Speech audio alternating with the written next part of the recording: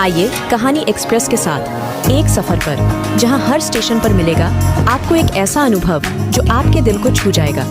आपके लिए है यह सफर। आप तैयार हैं? तो चलिए, यह सफर शुरू होती है।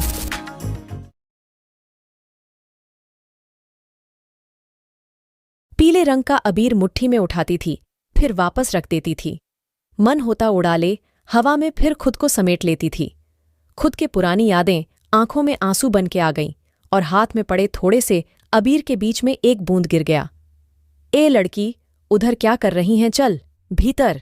सास ने जोर से आवाज लगाई। रूही फटाफट हाथ झाड़ के घर में घुस गई। अपने कमरे में अकेले बैठे बैठे खिड़की से सभी को रंगों में लिपटता देख खिलखिला रही थी, तो कभी खुद को बेरंग में देखकर दुखी हो जाती थी। स्कूल में रंजन उसे होली के 2 दिन पहले ही रंग देता था।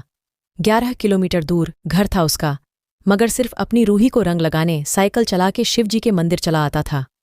घर पर इतना बाबूजी डांटते, मगर सखियों के साथ पूरा मोहल्ला घूमकर ही दम लेते। रंग इतने उड़ते थे कि वहां की धरती अगले 1 हफ्ते तो रंगीन ही दिखती थी। धरती यहां आज भी रंगीन है, 1 हफ्ते भले न रहे, मगर 2 दिन से पहले नहीं जाने वाला ये रंग।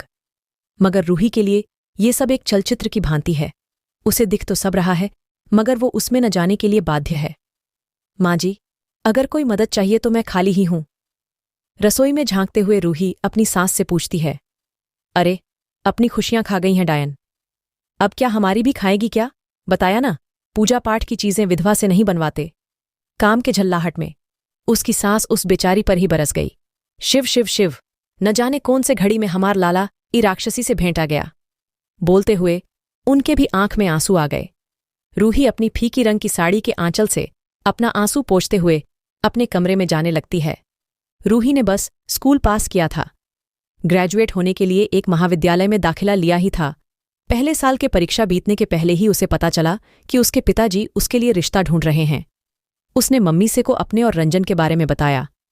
रूही किसी लड़के के साथ काफी समय से दोस्ती में। मैं क्या कह रही थी कि लड़के देखने जाते ही हो तो एक बार उससे घर वालों से भी मिल ही आओ। अगर बात बन गई तो सोने पे सुहागा, नहीं बनी तो कम से कम रूही को तसल्ली तो रहेगी। रूही की मम्मी उसके पापा से कहती है। अगले दिन रूही के पिताजी रिश्ते की बात करते हैं। लड़का आर्मी अभी ज्वाइन किया है, सुनकर गर्व के साथ रिश्ता पक्का करके आते हैं। सब राजी खुशी बितता है। रंजन के पास छुट्टियों की कमी की वजह से छठ मंगनी पट व्याह हो जाता है। शादी के 2 दिन बाद रंजन जब जाता है तो एक बम धमाके के शहीद हो जाता है। अभी रूही के हाथ की मेहंदी नहीं गई थी और माथे से बिंदी उतार दी गई, सिर से सिंदूर पोंछा गया। अभी शादी में आए मेहमानों का उल्लास खत्म नहीं हुआ था, तब से घर में मातम सा छा गया था। 19 साल की छोटी सी बच्ची को अभी लाल साड़ी में लपेटकर जहां सब उछल कूद कर खुशियां मना रहे थे, घर की लक्ष्मी कह रहे थे, वहीं सभी सफेद साड़ी में लपेटकर उसे कभी डायन कभी राक्षसी कह रहे थे। सब कहते आते ही पति को खा गई। उस दिन से उसके साथ होने वाली सारी चीजें ब्लैक एंड व्हाइट कर दी गई। सभी पूजा से दूर, सभी त्योहारों दूर। कोई कहीं बाहर जा रहा हो तो दिख मत जाना, सुबह सुबह किसी के सामने न पड़ जाना, और भी बहुत सारे नियम कायदे सिखाए जाने लगे। बुआ कुछ सिखा रही थीं, भाभी कुछ और। पड़ोस वाले ताने मारने से 1 इंच पीछे नहीं हट रहे हैं। इतनी भीड़ में कोई एक भी ऐसा नहीं है जो ये आके सांत्वना दे। मम्मी पापा आए, मगर इस अपसगुन बेटी के लिए नहीं, सिर्फ सामाजिक धर्म निभाने। परिवार वालों से मिलकर 2-4 आंसू रोकर बिना रूही से मिले वापस चले गए, और फिर न कभी आए न ही उसे घर बुलाए। तब से लेकर आज तक बस सास के ताने सुनती और घर का काम करती। अकेले जब अपने कमरे में होती तो थोड़ा सा रो लेती। अभी रसोई से ताने सुनकर अपने कमरे की तरफ जा ही रही थी।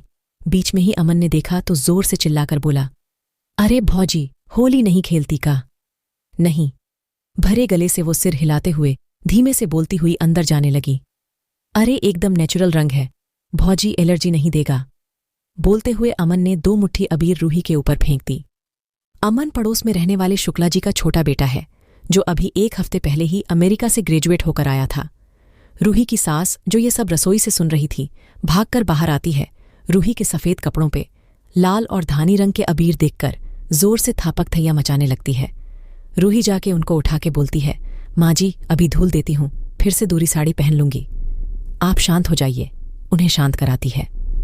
उधर शुक्ला जी को ये बात पता चलती है तो वो आके जोर से एक थप्पड़ लगाते हैं। कुछ दिन विदेश में क्या रह लिया तुझे, इतना भी नहीं पता कि विधवा को रंग नहीं लगाते। शुक्ला जी अपने बेटे को डांट कर घर ले जाते हैं।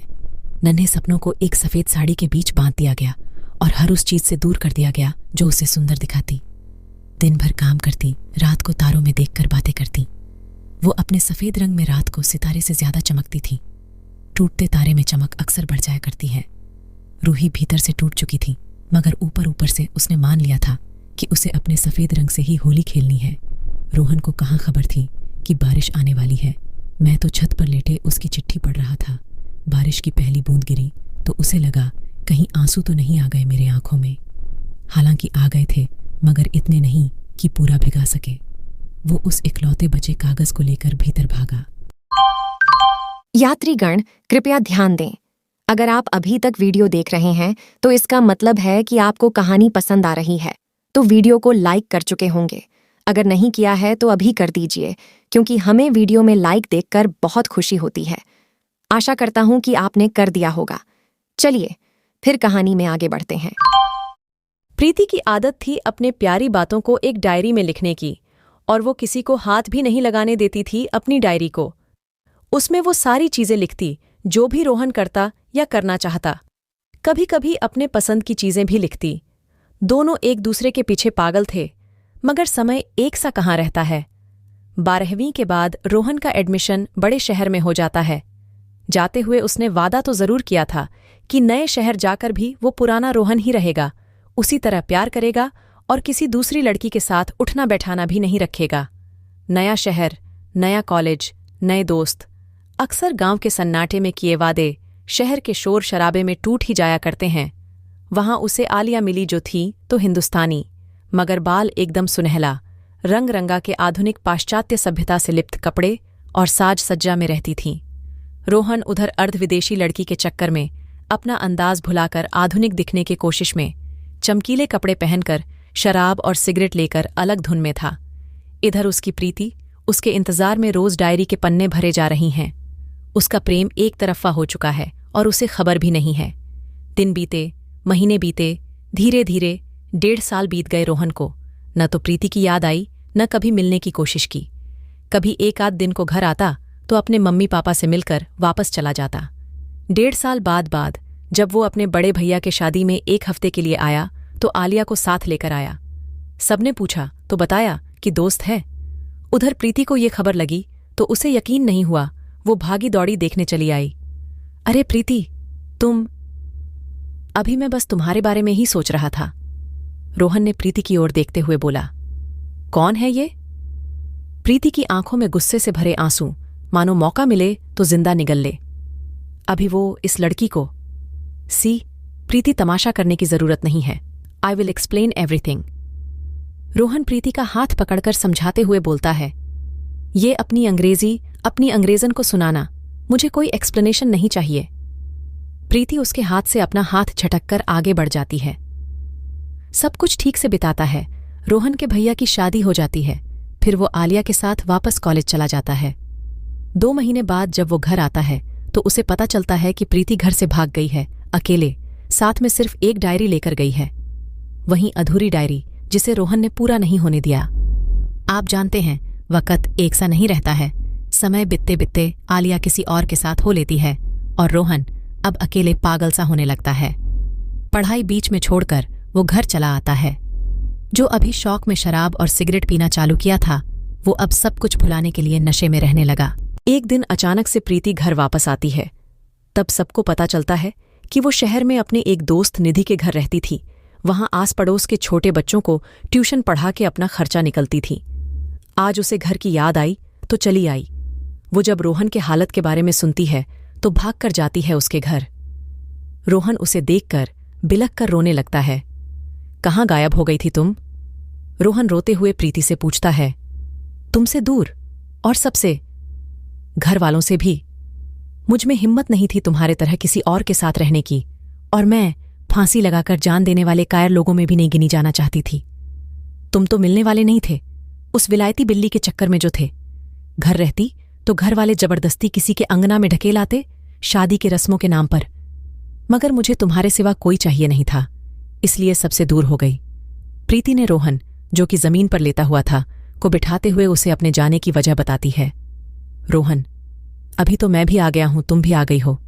क्या फिर से तुम मेरी पुरानी प्रीति बनोगे? प्रीति ना में सिर हिलते हुए कहती हैं, वो प्यार था रोहन। आज तुम एक समझौता कर रहे हो और मुझे तुम्हारे इस खेल का हिस्सा नहीं बनना है। किसी दूसरे के साथ ना गए होते तो मैं पूरी उम्र तुम्हारे इंतजार में गुजारने को तैयार थी, मगर तुम 1.5 साल भी नहीं रह पाए।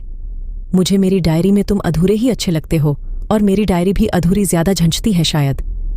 रोहन रोने लगता है। प्रीति अपने आंसू पोंछती है और अपने घर जाकर अपनी डायरी उठाकर वापस शहर निकल जाती है। प्रीति फिर कभी वापस नहीं आती है, न उसकी डायरी कभी पूरी होती है। समय का चक्का चलता गया। घर वालों के बहुत प्रयास करने पर रोहन ने नशे छोड़ दिए।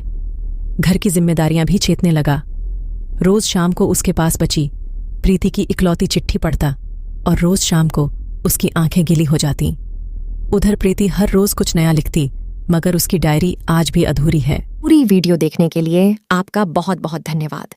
अगर आपको हमारी कहानियां पसंद आ रही हैं तो वीडियो को लाइक करें और हमें आपकी मदद की बहुत ज़रूरत है। हमारे चैनल में सब्सक्राइबर बहुत कम है, तो हमारे साथ जुड़िए, हमारे चैनल को सब्सक्राइब करिए। इससे हमें और भी अच्छे अच्छे कहानियां बनाने के लिए मोटिवेशन मिलेगी और आप और बेहतरीन कहानी सुन पाएंगे। आप और भी बेहतरीन शानदार कहानियां सुनना चाहते हैं तो हमारे चैनल कहानी एक्सप्रेस को सब्सक्राइब करना ना भूलें। धन्यवाद।